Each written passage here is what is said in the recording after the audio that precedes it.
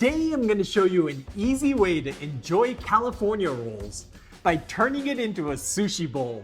So stick around.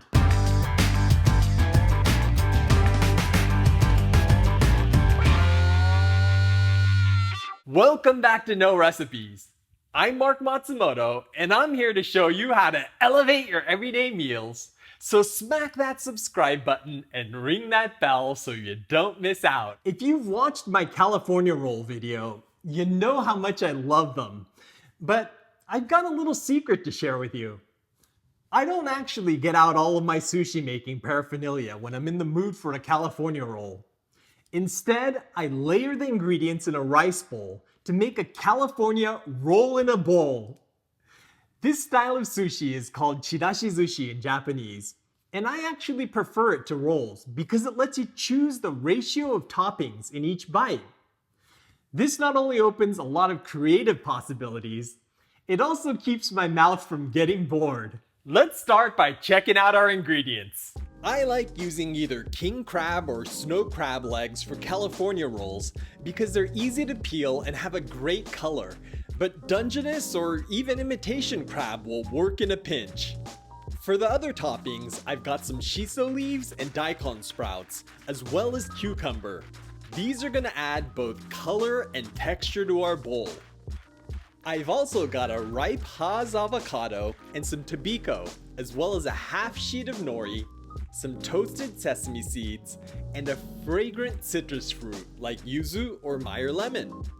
For the sauce, I'm using 1 tablespoon of soy sauce, 1 teaspoon of rice vinegar, and a half teaspoon of wasabi.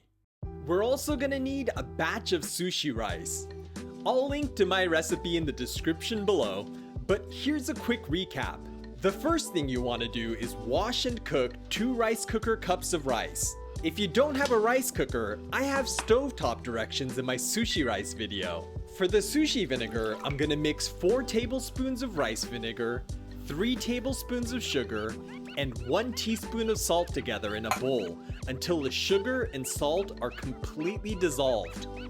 Next, let's make the sauce for our sushi bowl by adding the rice vinegar and wasabi to the soy sauce and whisking it all together.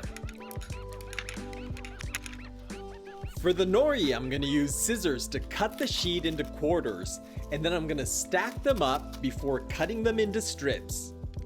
You can also just tear them up into small pieces with your fingers for a more rustic look. For the cucumber, I'm gonna trim off one end at an angle, and then I'm gonna slice it up. I'm using a Japanese cucumber today, but any thin-skinned variety without a lot of seeds like Lebanese or English will work fine for this. Next, I'm gonna stagger the slices of cucumbers like this. Then I'm gonna julienne them into thin strips.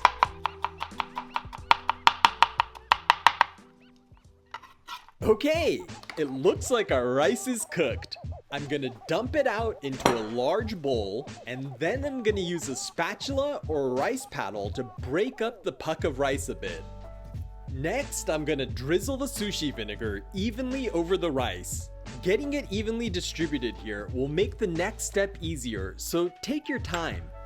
Now we're gonna mix this together. You wanna get the sushi vinegar coating each grain of rice, and this cutting and folding motion is the most efficient way to do that. Be sure to use a gentle touch and avoid mashing or breaking the individual grains of rice. Once the sushi vinegar is evenly distributed, you need to cool the rice down quickly. This evaporates some of the excess liquid, which keeps the rice from getting mushy. It's also gonna give the rice a glossy sheen, which is the hallmark of good sushi rice. When the rice has cooled to room temperature, mound it up in the middle of the bowl. Okay, let's get the rice into a big bowl. By the way, brown rice doesn't work great for sushi rolls because it's not very sticky. But if you're making bowls like this, it's a great way to make it a little healthier while giving it a nice texture.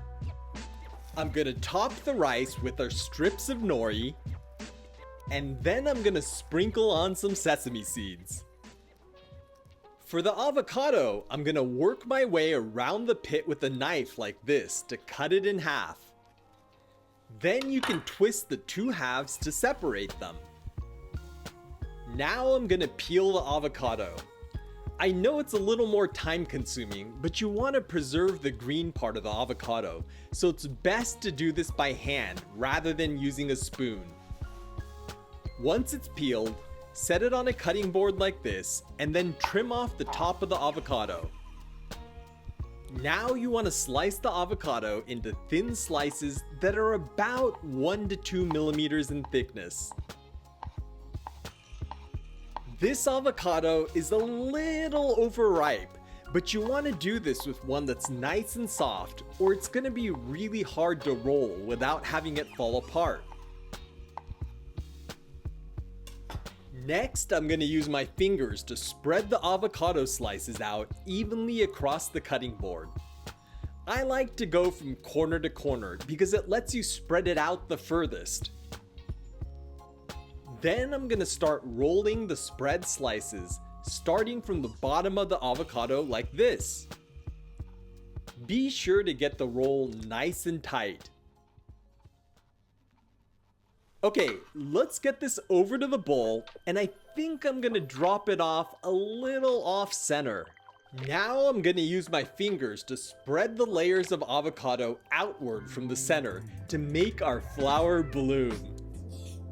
I want some leaves next to my flower, so I'm gonna stack a few shiso leaves and tuck them under the avocado. Then I'm gonna add some julienned cucumbers along the top of the bowl. By the way, part of the fun of making these sushi bowls is that you can arrange the toppings however you want, so don't feel like you have to follow my lead. Okay, I think I'm gonna add some daikon sprouts on top of the cucumber like this. These are gonna add a nice peppery bite. Last but not least, let's get our crab into the remaining space. I usually scatter a layer of knuckle pieces down first. Then I add the legs. And then I finish it off with the claws. Finally, I'm gonna add a scoop of tobiko into the center of our avocado rows for a splash of color and texture. And our California roll sushi bowl is done. I like to brighten this up with a little citrus zest, so I'm using yuzu today, but any fragrant citrus like Meyer lemon or lime will work as well. With creamy avocado, briny crab, crispy cucumbers, and crunchy tobiko, this California bowl has all of the elements you'd expect in a California roll. Aside from being a lot easier to prepare, I like the fact that you can top these with a lot more crab and veggies than you'd be able to cram into a roll. This makes for a better balance of rice to fillings, and I love the opportunity for creativity that this form factor opens up. Turning rolls into bowls works for almost any kind of sushi, so I hope you'll give this a try. If you enjoyed this video, you know what to do. Give this a big thumbs up and share it with all your friends that love sushi. This video was made possible by viewers like you. So if you're learning something new from my videos, I hope you'll consider clicking the link up here to join the crew and help support my future videos. Well, I'm gonna go have my California bowl for lunch, but I'll catch you in the next one.